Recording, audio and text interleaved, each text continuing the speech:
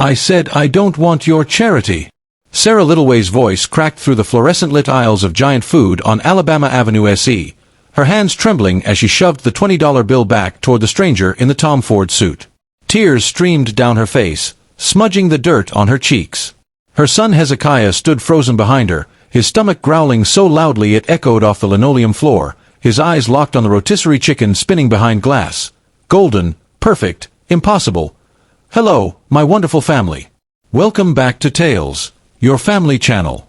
May the Almighty envelop every woman in a gentle, healing light so that every hidden hurt within her finds peace at last. May the one who has given her strength bless her with mornings filled with hope, nights filled with comfort, and days that bloom with joy she doesn't have to seek. May every woman who has endured pain in silence be granted miracles that elevate her spirit. May every mother, daughter, sister, and wife be surrounded by love that safeguards her, respect that elevates her, and blessings that follow her wherever she goes. May her heart remain whole. May her dreams continue to shine, and may her value be recognized as heaven honors those who give more than they ever receive. And my family, your love is the pulse of this channel. When you're quiet, it feels like I'm speaking alone. But one comment from you, one moment of your presence, reminds me that I am not on this journey by myself. I promise from deep within that I will respond to every message you send. If your heart is sincere, like the video. If your love is genuine, say, I stand with Tales. The man didn't move. Didn't blink. Just stood there holding that money like it was a grenade about to explode. Other shoppers had stopped mid-aisle, watching the scene unfold with that uncomfortable mix of pity and relief that it wasn't them. A cashier paused mid-scan. The store seemed to hold its breath. And somewhere between the organic produce section and the checkout lanes of Southeast D.C., three lives were about to collide in a way that would shatter everything they thought they knew about pride, survival, and what it means to be seen. But to understand how they arrived at this moment, this breaking point where dignity and desperation waged war in the middle of a grocery store, we need to rewind 15 minutes earlier, to when Sarah and Hezekiah first walked through those automatic doors. Carrying nothing but hunger and a mother's last fragments of hope, on a cold Thursday afternoon in Washington, D.C., when the November wind cut through the streets like broken glass and the city moved with the exhausted rhythm of people just trying to survive another day, a worn-down woman named Sarah Littleway stood at the entrance of Giant Food on Alabama Avenue with her 12-year-old son, Hezekiah. The automatic doors slid open with a cheerful chime that felt like mockery, welcoming them into a world of abundance they couldn't afford to touch. The fluorescent lights buzzed overhead, harsh and unforgiving, illuminating every stain on Sarah's faded Howard University sweatshirt, every hole in Hezekiah's two small sneakers held together with duct tape and prayers. She hadn't slept in 36 hours, working double shifts at a warehouse job that barely kept the lights on in their subsidized apartment in Congress Heights. Hezekiah hadn't had a real meal in 3 days, just school lunch and whatever Sarah could stretch from the food pantry donations that never seemed to last long enough. If you believe second chances exist, if you believe one moment can change everything, take a second to like, comment, and subscribe. Your support helps us share stories that remind us we're all human. Sarah's hands shook as she walked past the entrance display. Fresh-baked cookies stacked like precious gems, artisan bread priced at $6.99 a loaf, gourmet cupcakes in the bakery case at $4.99 each. Each price tag felt like a small violence, a reminder of the world she and Hezekiah existed outside of. She wasn't here to buy. She couldn't afford to buy. She was here to beg. Again. Her voice barely rose above a whisper when she finally reached the bakery counter, her words carrying the weight of a mother who'd already sacrificed her last shred of dignity 100 times before. The young woman behind the counter looked up from arranging croissants, and Sarah saw her own reflection in the girl's eyes, invisible, pitiful, less than. Excuse me, do you have any expired pastries? Anything you're throwing out today? For my son. Sarah Littleway entered Giant Food that Thursday afternoon not as a customer, not as someone with choices or autonomy or the right to walk through the world with her head held high. She entered as someone society had rendered invisible, a beggar asking for scraps others threw away without a second thought, hoping that maybe, just maybe, someone would see her son as worthy of the garbage. What she didn't know, what she couldn't have known as she stood there with shame burning through her chest, was that someone else stood in that store. Someone who had once been exactly where Hezekiah stood now. Someone who remembered, with crystal clarity, what invisibility tasted like. Excuse me, do you have any expired pastries? Anything you're throwing out today? For my son. The words left Sarah's mouth like shards of broken glass, each syllable cutting her throat on the way out. The young bakery worker, couldn't have been more than 22, with a name tag that read, Jessica, looked up from the croissant display, her polite customer service smile flickering and dying like a candle in the wind. Behind Sarah, Hezekiah's face burned with a shame so deep it felt like his skin was on fire. He wanted to disappear into the black and white checkered floor, to melt into the tiles and cease to exist. At 12 years old, he already knew what it felt like to be invisible in a city built on monuments to power and wealth. He'd learned to make himself small in the Roosevelt Middle School cafeteria, to pretend he wasn't hungry when other kids pulled out their packed lunches, turkey sandwiches, chips, juice boxes, cookies. He'd learned to laugh off the jokes about his shoes, the ones 2 sizes too small held together with silver duct tape that everyone pretended not to notice but always did. Jessica shifted uncomfortably behind the counter, her eyes darting toward the manager's office in the back. Store policy was crystal clear. Nothing gets given away until closing time at 9 p.m. Nothing without explicit manager approval. Nothing that might set a precedent. Sarah saw the hesitation, felt the familiar sting of rejection before it even materialized into words. Her hand started to retreat, her body already turning away, preparing the apology that had become as reflexive as breathing. I'm sorry. Never mind. Sorry to bother you. We'll just go. But hunger has a way of rooting a person in place, even when every instinct screams to run and hide and pretend this humiliation never happened. Hezekiah's eyes had gone glassy, staring at nothing in particular.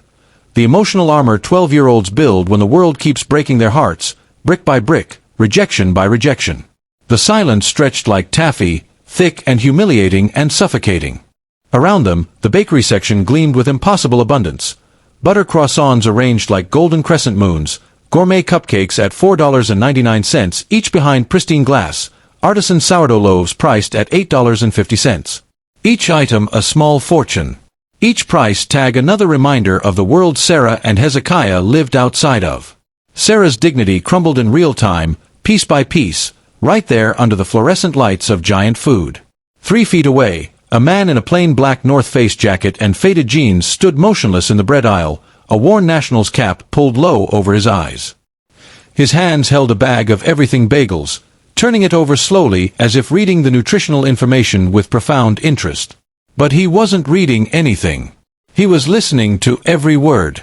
This was Kelvin Smith, but not the Kelvin Smith whose face graced the cover of Forbes magazine last month with the headline, Tech Titan's $2 billion government contract. Not the Kelvin Smith featured in Washington Post profiles about black excellence and entrepreneurial genius. Not the man who owned a penthouse in Georgetown that overlooked the Potomac, or the summer estate in Martha's Vineyard where senators and Silicon Valley executives gathered for weekend retreats. Just Kelvin. Anonymous. Exhausted. Trying desperately to remember what it felt like to be human. He'd driven to this giant food in Southeast specifically because nobody recognized him here. No executive assistants hovering 3 steps behind. No photographers lurking in parking lots hoping for a candid shot. No board members cornering him between the produce and dairy sections, asking him to sign documents that moved millions of dollars with a single stroke of his pen. His financial advisors had warned him repeatedly to avoid this neighborhood, not safe for someone of your profile, Mr. Smith. But he came anyway, seeking the strange comfort of anonymity in a place where wealth meant nothing and his face was just another face. But now, standing there listening to Sarah Littleway's voice crack as she asked for expired pastries, Kelvin felt something shift deep inside his chest. Something he hadn't felt in years. Not pity. Not guilt. Recognition. Because 15 years ago, Kelvin Smith had been that child. The memory hit him like a physical blow, standing in a Safeway in Anacostia on a winter afternoon that felt colder inside the store than outside. He was 11 years old, pretending to flip through a Sports Illustrated magazine while his mother approached the bakery counter with trembling hands, asking in a voice barely above a whisper if they had any day-old bread she could take home. Young Kelvin had stared at those glossy magazine pages, basketball players frozen mid-jump, their faces confident and victorious, while dying inside from a shame so profound it felt like drowning. He'd watched the store manager look through his mother like she was made of glass, like she didn't exist at all. Watched other customers step around them as if poverty might be contagious. He remembered the cold certainty settling into his bones that the world had decided he didn't matter. That he and his mother were invisible, less than, unworthy of basic human dignity. He remembered his mother's defeated shoulders, the way her hands shook as she accepted nothing and led him back into the cold. And he remembered the promise he'd made himself that day, fierce and desperate: if I ever make it out, I'll never forget what invisibility feels like. But then came his first million. His first billion. And wealth, he discovered, has a way of erasing memory like rain washing away chalk drawings on sidewalks.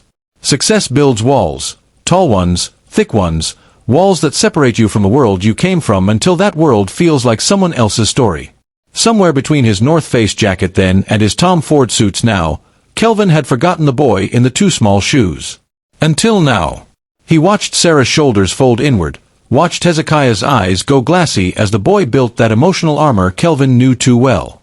And in that 12-year-old face, Kelvin saw himself, the past colliding violently with the present, 15 years of careful forgetting shattered in an instant. Jessica the bakery worker was still stalling, her eyes darting between Sarah and the manager's office like a trapped animal looking for escape. Sarah had already begun to turn away, her apology forming on her lips, defeat written across every line of her body. Kelvin made a decision. He didn't announce himself. Didn't make a grand entrance or pull out his Black American Express card for dramatic effect. No performance. No spectacle.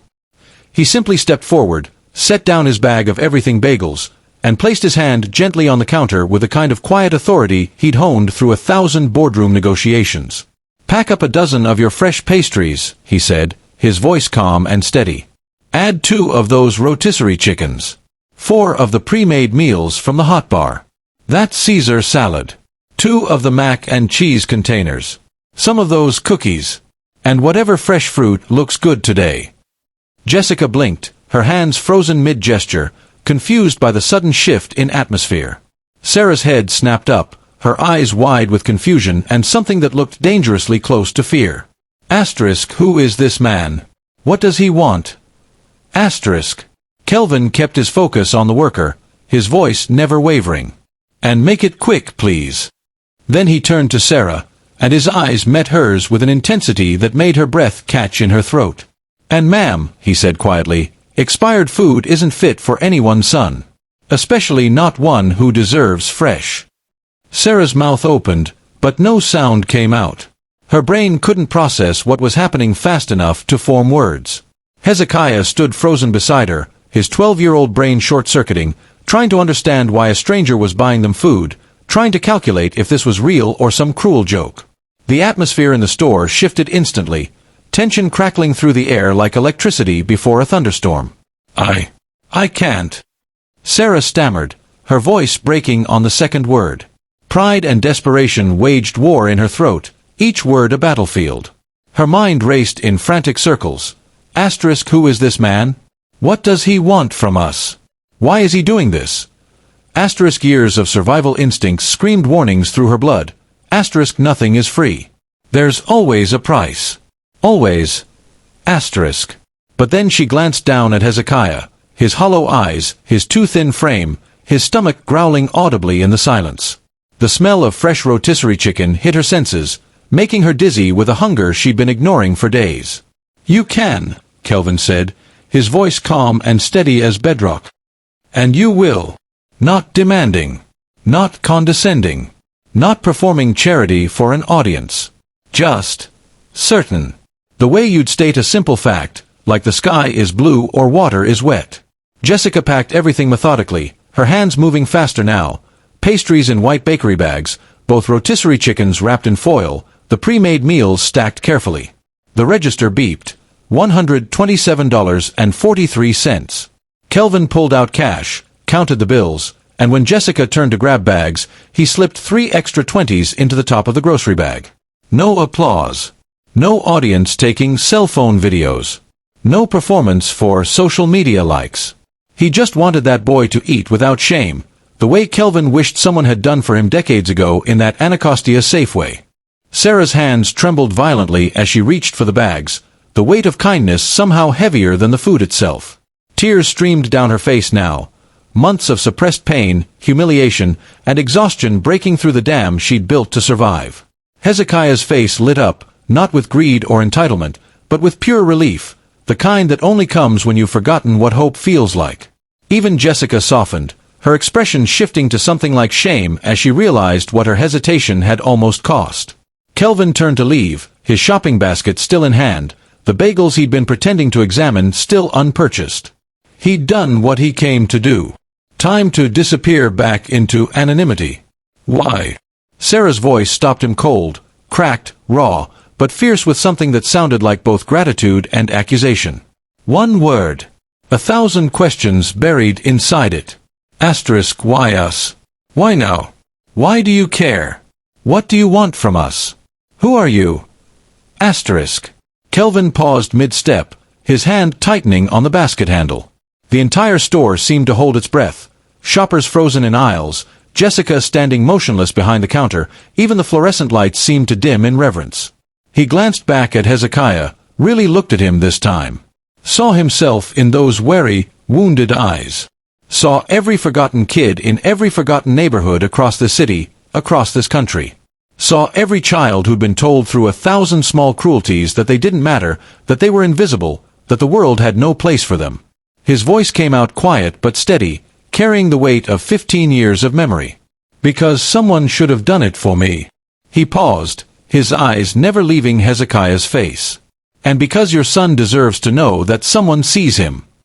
The words landed like thunder in the silence of giant food. No names exchanged. No business cards pressed into palms. No conditions or expectations or strings attached to the kindness. Just humanity meeting humanity in the most fundamental way possible. Kelvin walked toward the exit, his footsteps echoing on linoleum. Behind him, Sarah and Hezekiah stood in the middle of the store holding bags of fresh food and something far more valuable than groceries, the knowledge that they weren't invisible after all. Other shoppers watched with glistening eyes, some openly crying, the moment suspended in time like a photograph. Outside, the November wind still cut through the streets of Southeast D.C. like broken glass, cold and unforgiving. But something inside Kelvin Smith had thawed. Something that had been frozen solid by success and separation from his origins, by penthouses and board meetings and financial advisors who warned him away from neighborhoods like this. He stood in the giant food parking lot, keys in hand, and realized with sudden clarity, all the money in the world means nothing if you forget what hunger feels like. What shame feels like. What invisibility feels like. Through the store windows, he could see Sarah and Hezekiah sitting on the bench near the entrance, opening a container of mac and cheese with trembling hands. They ate with a kind of gratitude that only comes from true hunger finally satisfied, both crying, but smiling through the tears, their faces transformed by something more nourishing than food. Kelvin kept walking toward his car. No cameras waiting to capture his generosity. No press release to be drafted. No tax write-off to be calculated by his accountants. Just one moment where wealth met memory. Where a billionaire remembered he was human. Inside the store, Sarah held Hezekiah close, her lips against his temple. "You are seen, baby," she whispered fiercely. "You matter." And Hezekiah believed it, maybe for the first time in his 12 years of life. The knowledge settling into his bones that they weren't invisible after all, that someone had looked at them and seen their humanity instead of their poverty.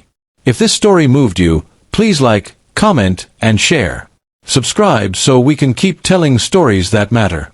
And tell us in the comments, when was the last time you saw someone who was invisible to everyone else? Asterisk asterisk. One act of kindness. 3 lives changed. One cold November afternoon in Washington, D.C., where humanity won.